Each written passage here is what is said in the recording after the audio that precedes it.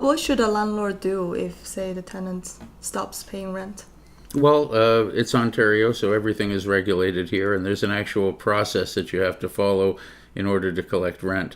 It's actually the only way that you can collect rent. I get all sorts of people who ask me about whether they can turn off utilities or go and knock on the door and this type of thing repeatedly to get the rent, and all of that can get you into a whole bunch of trouble.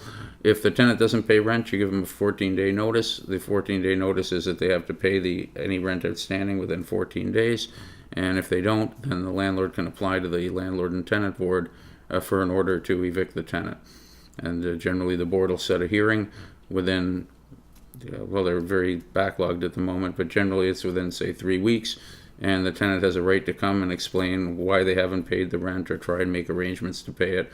One thing that you have to realize is that it's crucial to start this right away when the tenant doesn't pay, because the process in Ontario is very much designed to collect the rent. It's not like, and it takes a fair amount of time to get through it, where the tenant is given the opportunity to pay the rent all throughout the process. Even after you have a hearing and an order is made, the tenant will generally get at least 11 days in order to clear their account before the landlord can, take the order to the sheriff and evict.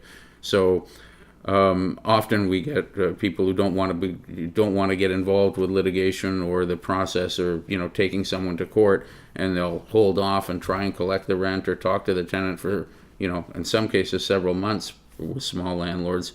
And in that case it has disastrous results, because then you start the process, and the process itself takes 2 or 3 months, and by the time you actually get the tenant into the board to have some type of a decision, it's an almost unwinnable situation. The tenant can say, like, if you have someone who owes 1 month's rent and you take them to the board and they might owe $2,000-3,000 by the time you get there, it's probably easier and cheaper to make some type of arrangements to pay the rent than it is to have to be evicted, find another place to live, which in a tough rental market as it is here is difficult, etc. However, if you leave it so that by the time you get to the board someone owes $8,000-10,000, then frankly, it's a lot easier to just not Just pay walk it and away. move somewhere else.